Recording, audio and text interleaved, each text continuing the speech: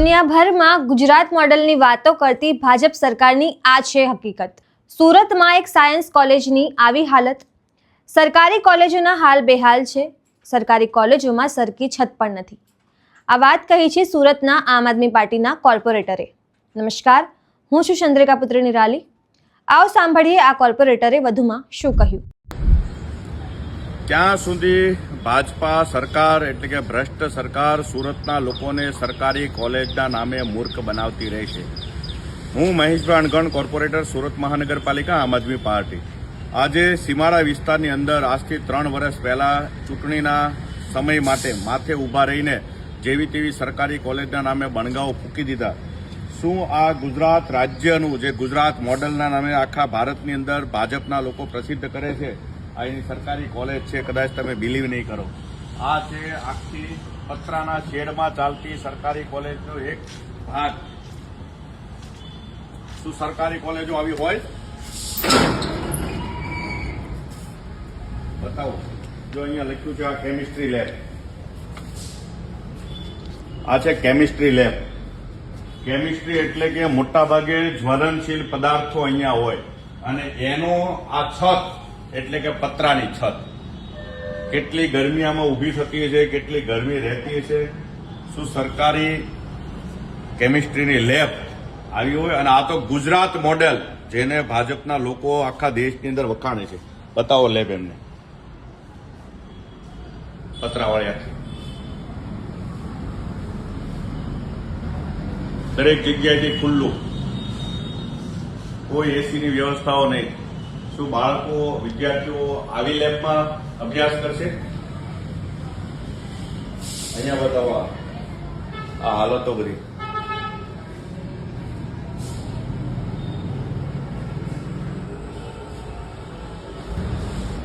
આ છે વિજ્ઞાન કોલેજનું, સરકારી વિજ્ઞાન કોલેજનું એડમિનિસ્ટ્રેટિવ બિલ્ડિંગ।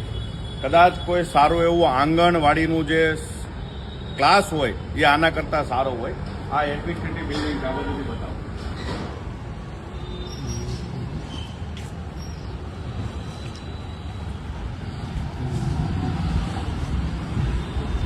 આ છે નંદગર।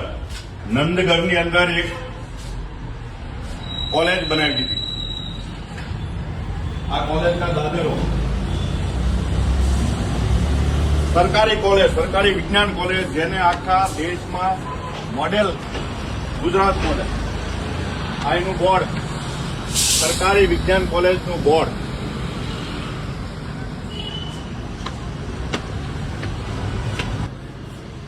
આ છે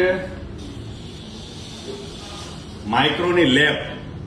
આના કરતા મોટો એક સ્કૂલ હોય ને, એ સ્કૂલનો વર્ગખંડ આના કરતા મોટો હોય। આ છે લેબ। કયા એંગલથી લેબ લાગે છે? શું સરકારે પાછળ સરકારી વિજ્ઞાન કોલેજ લખી નાખી એટલે પૂરું થઈ ગયું?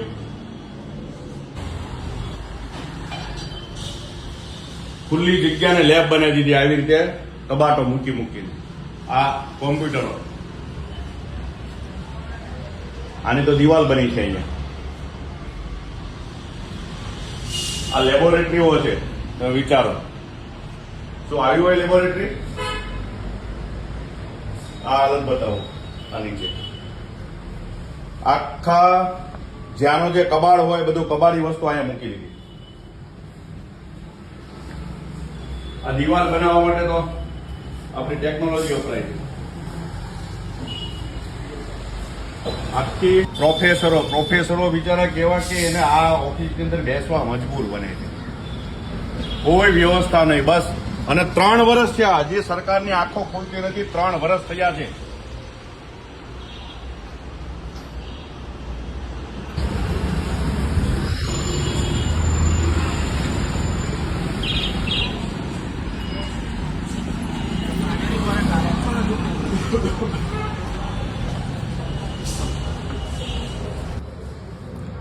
આ છે ફિઝિક્સની લેબ, કૌડી વિશાળ, તમે જુઓ શરૂ થઈ। અને આમાં ક્યાં વિદ્યાર્થી બેસતો છે, ક્યાં એ ભણતો છે, ક્યાં એ ફિઝિક્સના પ્રોજેક્ટ કરતો છે, ક્યાં એ ટેસ્ટ કરતા છે। કોઈ વ્યવસ્થા નહીં બેસવાની ખાસ। બસ 2-5 સાધનો મૂકી દીધા। અને લોકોને કહી દીધું કે સરકારી વિજ્ઞાન કોલેજ ચાલે છે. 3 વર્ષ થયા. 3 વર્ષ.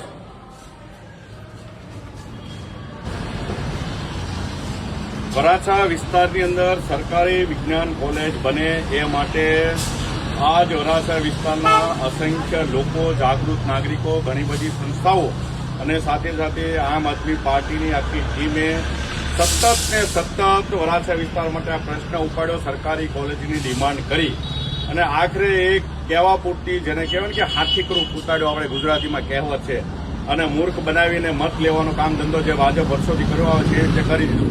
3 વર્ષ થવા આવ્યા, હજી પણ સરકારી બિલ્ડિંગ, કોલેજ માટેનું બિલ્ડિંગ છે એનું કોઈ ઠેકાણું નથી. સરકારની નિયત બિલકુલ નથી. એકના એક કામે 10 વખત મત લેવા માટે સરકારનું આયોજન હોય છે એવું ચોખ્ખું દેખાય છે. વરાછા વિસ્તારની જનતાને, ત્યાં રહેતા મધ્યમ વર્ગના કે લોઅર મધ્યમ વર્ગના બાળકોને પણ શિક્ષણનો એટલો જ અધિકાર છે, પણ સરકાર ઈચ્છતી જ નથી કે લોકો, બાળકો ભણે, આગળ આવે, અને એના કારણે તેને જાણી જોઈને કોલેજ બનાવવા માટે તાતા થૈયા કરી રહી છે. કેટલા સમયથી સરકારી કોલેજ માટે જગ્યા તો ફાળવી દીધી, મોટી મોટી વાતો કરી દીધી, પણ આજે પણ ત્યાં બિલ્ડિંગ બનવા માટેનું એક કામ પણ શરૂ થયું નથી. બિલ્ડિંગ કેવું બનશે, ક્યારે બનશે, એની પણ કોઈ રૂપરેખા નથી. ત્યારે સરકારશ્રીને, ખાસ કરીને આ વિસ્તારના જે નાકામ શિક્ષણ મંત્રી રહી ચૂક્યા, એને પોતાના શિક્ષણ મંત્રીનો સમયગાળ પૂરો કરી દીધો, પરંતુ અહીંયા એક પણ સરકારી બિલ્ડિંગ કોલેજ માટેનું મંજૂર કરાવી શકી નથી. ત્યારે હવે માત્ર ને માત્ર આ છે કે મુખ્યમંત્રી શ્રી, તમે જો તમને એવું લાગતું હોય કે વરાછાની અંદર સરકારી વિજ્ઞાન કોલેજ બનવી જોઈએ, સારી કોલેજ બનવી જોઈએ, સારું ઇન્ફ્રાસ્ટ્રક્ચર ઊભું થવું જોઈએ, તો તાત્કાલિક ધોરણે આ માટેના ખર્ચને મંજૂરી આપવામાં આવે અને બિલ્ડિંગનું નિર્માણ કાર્ય શરૂ કરવામાં આવે. હજારો લોકોની જિંદગી તમારા પાપે ધૂળ ખાઈ રહી છે. લોકો મજબૂર છે આવી ખખડધજ બિલ્ડિંગની અંદર બેસીને અભ્યાસ કરવા માટે. સાથે સાથે વહીવટી સ્ટાફ પણ મજબૂર છે કે અહીંયા એ આવે ને એમને ભણાવવું પડે છે. પ્રોફેસર લેવલના વ્યક્તિઓ કેટલી ખખડધજ બિલ્ડિંગની અંદર પોતાના જીવના જોખમે અહીંયા ભણાવવા મજબૂર છે. ત્યારે જે ગુજરાત મોડલની આખા દેશની અંદર વાતો કરો છો, આ તમારું સત્ય સામે છે કે ભંગારમાં ભંગાર થયેલી તમારી સરકારી કોલેજને હટાવીને સારામાં સારી કોલેજનું બિલ્ડિંગ બનાવવામાં આવે એવી આમ આદમી પાર્ટી વતી માંગ છે. જય હિન્દ, જય જય ગરવી ગુજરાત. તો જેમ તમે આપના કોર્પોરેટર મહેશ આંગણની વાત સાંભળી, તમે આ વિશે શું વિચારો છો કમેન્ટ કરીને જણાવો. અત્યાર માટે બસ આટલું જ. સમાચારને લગતી વધુ અપડેટ્સ માટે મારી વેબસાઇટ www.gujaratplus.in પર પણ માહિતી મેળવી શકો છો. ધન્યવાદ.